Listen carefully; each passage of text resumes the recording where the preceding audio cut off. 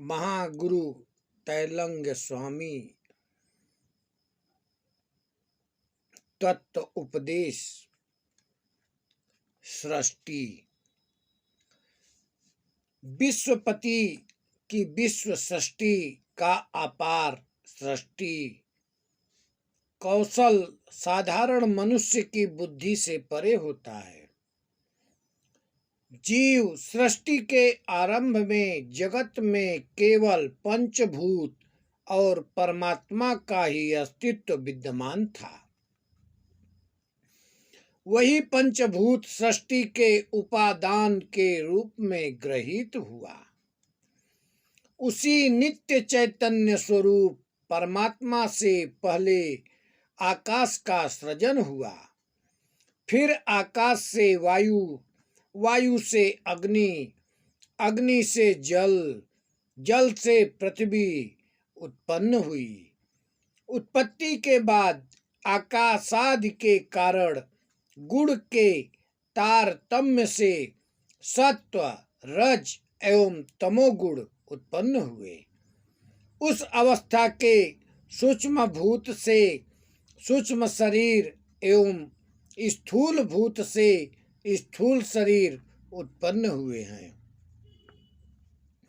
सप्तदश अवयवयुक्त शरीर को सूक्ष्म शरीर कहा जाता है। सप्तदश अवयवयुक्त शरीर यथा पंच ज्ञानेन्द्रिय, चक्षु, कर्ण, नासिका, जिह्वा, त्वक, ये सब आकाश के पृथक पृथक सात्विक अंश से उत्पन्न होते हैं। पंच कर्मेंद्रिय वाक, पाणी, पाद, पायु एवं उपस्थ ये आकाश के तमस अंश से उत्पन्न हुए हैं। पंचवायु प्राण, अपान, समान, उदान और व्यान ये आकाशादि के रज अंश से उत्पन्न हुई है। इनके अतिरिक्त सप्तदश अवयवों में अन्य दो है, बुद्धि और मन। बुद्धि निश्चयात्मक की अंतःकरण वृत्ति। शरीर तीन प्रकार के हैं, स्थूल शरीर, सूक्ष्म शरीर व कारण शरीर। तीनों प्रकार के शरीर में 5-5 कोष हैं। स्थूल शरीर, सूक्ष्म शरीर व कारण शरीर को बाबा कबीरदास जी ने भी कहा है कि पिंड, अंड और ब्रह्मांड।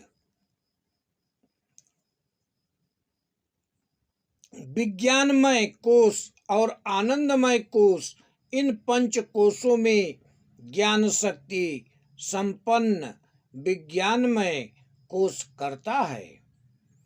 जीवों के कर्म द्वारा संचित पंचीकृत पंच महाभूतों द्वारा निम्रित यह स्थूल शरीर सुख और दुख भोगने का स्थान है।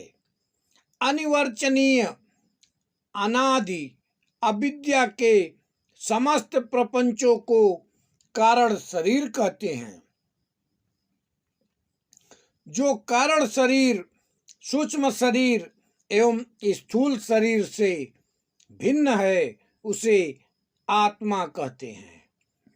आत्मा अति निर्मल होते हुए भी अनन्मय, प्राणमय, मनोमय, विज्ञानमय और आनंदमय पंच कोशों के संयोग से कोशमय प्रतीत होती है।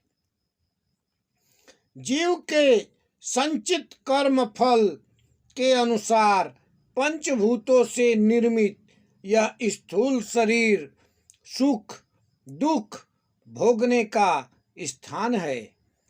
पंच महाभूत इंद्रियां, बुद्धि, मन और अहंकार यह सब माया के कारण संसार की सृष्टि तथा रक्षण के कार्य करते हैं। परमात्मा का अनुसरण करना ही मोक्ष प्राप्ति का हेतु होता है। आत्मा की उत्पत्ति तथा विनाश नहीं है, उसे हमेशा ब्रह्म सत्ता का आश्रय प्राप्त है। अक्षय परमात्मा से नाना प्रकार के जीवात्मा सृष्ट हो रहे हैं और उसी में लीन हो रहे हैं। आत्मा और परमात्मा तथा जीवात्मा परस्पर संयुक्त हैं।